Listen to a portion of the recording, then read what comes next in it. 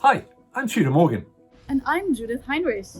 We are expedition leaders for Hurtigruten. Today we are going to talk about the green technology we are using on our newest expedition ships, MS Fridtjof Nansen and MS Roald Amundsen. This is pretty geeky stuff, people. I can start by saying MS Fridtjof Nansen is the second hybrid-powered expedition ship in our fleet. We launched her in February 2020. Her sister ship is called MS Roald Amundsen, and they are almost exactly alike. So what you'll see here in this movie also applies for MS Roald Amundsen. We have named these great ships after two of Norway's most famous explorers and polar heroes. Roald Amundsen was the first to sail through the fabled Northwest Passage, and then he was first to reach the geographical South Pole. Fridtjof Nansen was also a great explorer, a diplomat, and a professor in oceanology. He even won the Nobel Peace Prize for his humanitarian work. That was short the background of the names. Right now, I'm standing next to the infinity pool on MS Fridtjof Nansen. This is actually heated by the heat recovery system from the ship's engines. Would you like to explain a bit, Tudor? Yes, central to MS Fridtjof Nansen's and Roald Amundsen's sustainable design is an efficient heat recovery system, which redirects excess heat produced from the engines for use throughout the ship.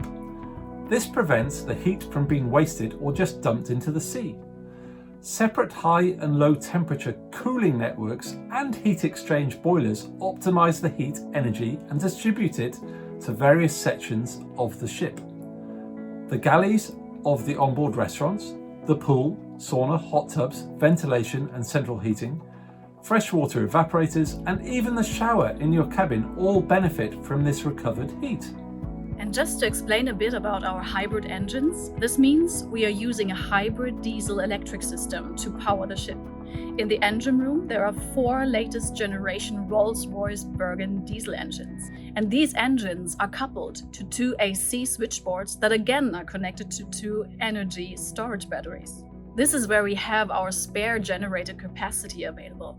Any well-run passenger ship will always have spare generator capacity available. Generators can therefore maximize their output in case one of the generators should fail, or if the ship needs increased thrust in narrow channels or during any kind of complex maneuvering. This additional capacity is called spinning reserve. To create the additional energy required for spinning reserve typically means pushing the generators harder by burning much more fuel. That isn't the case for our hybrid ships.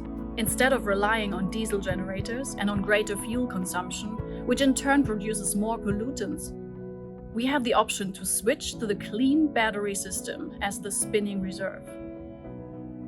This means that whenever the power requirement of the diesel engines is at the peak, the electric energy stored in the batteries can be used to compensate and level off those spikes. This is called peak shaving and helps greatly in avoiding using additional fuel and the associated emissions. Doing this allows the diesel generators to always operate close to the strategic optimum load, saving them from stress and strain, lowering general wear and tear, and cutting maintenance costs. Our hybrid ships can also operate on just battery power alone for limited periods of time, meaning no diesel engines on, no fuel usage, and 0 emissions.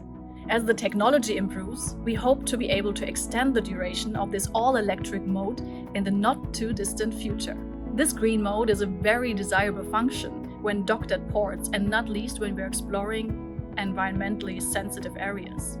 Well, let's add that the diesel engines themselves have among the lowest specific fuel consumption ratings in the market, and only use low sulfur MDO or MGO diesel, keeping emissions well below current and future requirements. Phew, that was slightly technical. Oh, we're not entirely done yet. You see, the fronts of our hybrid ships are designed with Rolls-Royce's patented wave-piercing bow. This reduces the ship's pitch motions and the resulting wave resistance whilst at sea. This is a great asset for both guest comfort and fuel economy, especially as we routinely cross some of the toughest ocean areas of the world, such as the Drake Passage to Antarctica. Then I should mention that they also have really advanced propellers as well, The two bow tunnel thrusters, or propellers as I like to call them, are a Rolls-Royce innovation with a permanent magnetic motor built into the rim of the tunnel.